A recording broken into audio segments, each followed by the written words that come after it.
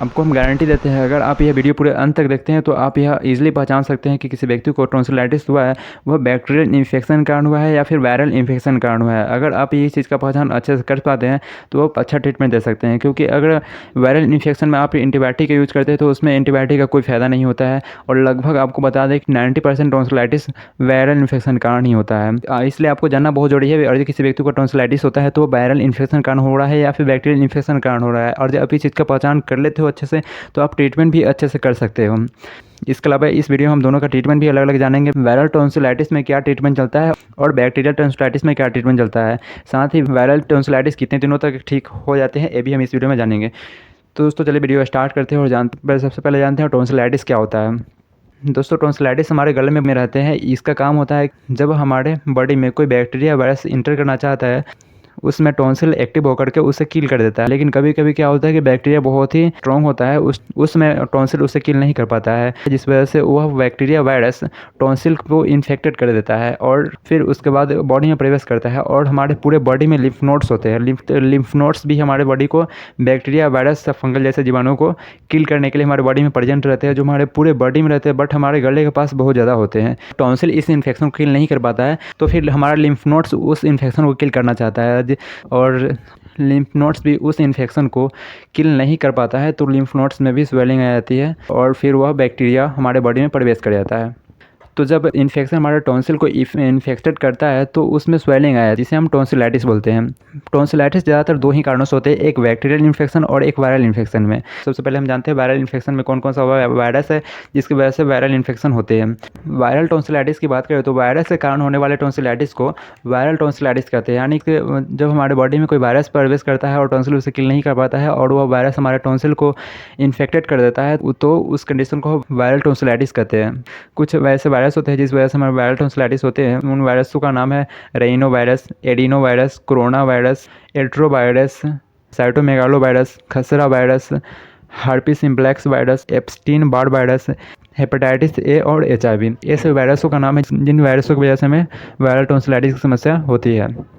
Next हम बात करते हैं बैक्टीरियल टॉन्सिलाइटिस के बारे में। कौन कौन से ऐसे बैक्टीरिया है जिसकी वजह से हमें बैक्टीरियल टॉन्सिलाइटिस होती है। तो दोस्तों जब व्यक्ति को बैक्टीरियल इन्फेक्शन के कारण टॉन्सिलाइटिस डेवलप होती है तो उसे हम बैक्टीरियल टॉन्सिलाइटिस कहते हैं। इसमें लगभग 3 से 4 ऐसे बैक्टीरिया जिसकी वजह से बैक्टीरियल टॉन्सिलाइटिस होती है, जिसमें सबसे आम बैक्टीरिया है ग्रुप ए स्ट्रेप्टोकोकस, इसके अलावा स्टैफिलोकोकस, ओडियस क्लाइमेडिया, निमोनिया।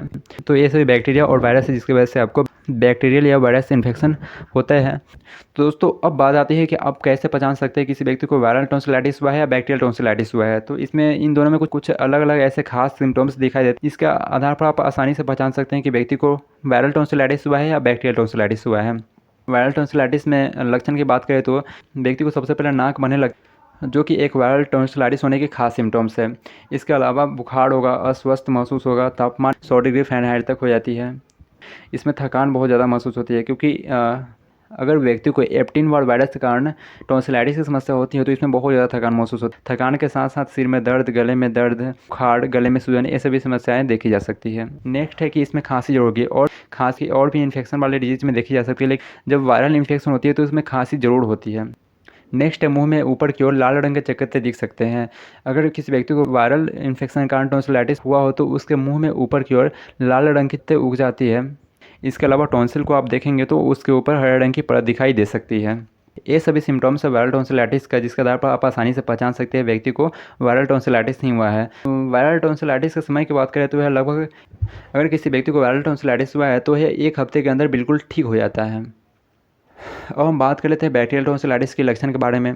इसमें मेनली ऐसे 4 सिम्टम्स है जिसके आधार पर आप आसानी से पहचान सकते हैं कि किसी व्यक्ति को बैक्टीरियल टॉन्सिलाइटिस। इसमें फर्स्ट, जब आप व्यक्ति का मुंह खोलकर देखेंगे तो उसके मुंह के अंदर टॉन्सिल के आसपास सफ़ेद रंग का धब्बे दिखेगा, जो एक बैक्टीरियल टॉन्सिलाइटिस का सिम्टम्स होता है। इसमें नेक्स्ट है टॉन्सिल में फोड़ा। जब कोई व्यक्ति को बैक्टीरियल टॉन्सिलाइटिस होता है और उसे मुंह से दुर्गंध भी आता है, नज़रअंदाज कर देता है, तो उसके कुछ दिनों के बाद उस टॉन्सिल्स में फोड़ा बन जाता है, जो कुछ दिनों में खुद से ही फूट जाती है और वह बाहर आ जाती है। और इस फोड़ा के कारण उस व्यक्ति को मुंह खोलने में या फिर कोई भी चीज़ निकलने में बहुत ही कठिनाई होती है, बहुत दर्द महसूस होता है। नेक्स्ट है कान में इन्फेक्शन। दोस्तों हमारा जो टॉन्सिल होता है वो लगभग हमारे मध्य कान से जुड़े हुए रहते हैं। जब टॉन्सिल में इन्फेक्शन होती है तो यह इन्फेक्शन हमारे कान तक भी जा सकती है, जिस वजह से हमारे कान में भी, मध्य कान में भी इन्फेक्शन हो सकती है। ऐसे वैसे यह बहुत ही कम देखने को मिलते हैं कि व्यक्ति को टॉन्सिलाइटिस की वजह से कान में इन्फेक्शन हो जाता है, बट यह हो सकता है। नेक्स्ट है गले की लचका ग्रंथि यानी लिम्फ नोड्स में सूजन। वायरल या अन्य प्रकार के इन्फेक्शन की वजह से भी हमारे लिम्फ नोड्स में सूजन आ जाती है, लेकिन ज़्यादातर लिम्फ नोड्स में सूजन बैक्टीरियल इन्फेक्शन के कारण ही होती है, जिस वजह से आपके टॉन्सिलाइटिस की समस्या में गले के आसपास उभरी हुई गांठ दिख सकती है। ट्रीटमेंट की बात करें तो दोनों में कुछ अलग अलग ट्रीटमेंट चलेंगे। जिसमें वायरल टॉन्सिलाइटिस की बात है तो वायरस को किल करने के लिए टैबलेट एसिक्लोविर 400 mg सुबह शाम 3 दिनों तक चला सकते हैं। कोडेक्स डीएक्स 10-10 ml सुबह दोपहर शाम लेने की सलाह दे सकते हैं। प्लस इसके साथ में मोन्टेलिकोस्ट और लिवोसिट्रीजिन भी ऐड कर सकते हैं। इससे आपको बहुत ही अच्छा रिजल्ट मिलेगा।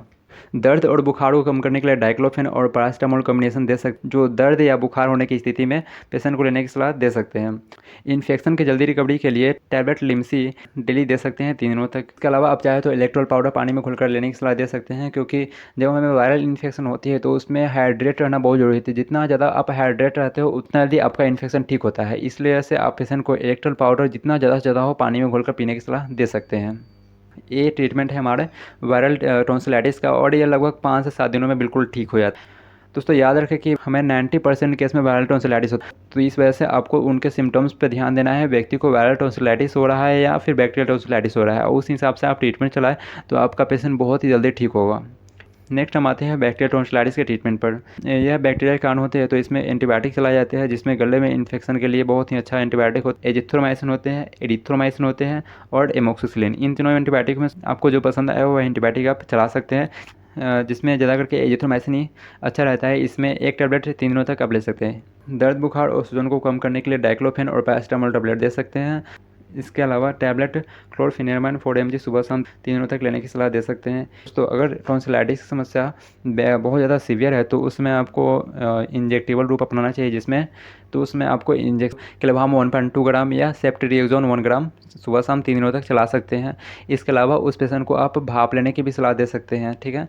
और टॉन्सिलाइटिस की समस्या में पेशेंट को बीटाडीन माउथ वाश के साथ 3 टाइम सुबह दोपहर गार्गल करने की भी सलाह दे सकते हैं, जो माउथ को क्लीन करने के लिए बहुत ही ज़रूरी होता है। डेली एक टैबलेट से 3 दिनों तक लेने की सलाह दे सकती है। दोनों में लगभग 3 दिनों तक ही ट्रीटमेंट चलेगा। अगर इन्फेक्शन ज़्यादा सीवियर हो तो आप 5 दिनों तक ट्रीटमेंट चला सकते हैं। तो दोस्तों मिलते हैं अब अगले वीडियो में, तब तक के लिए जय हिंद जय भारत।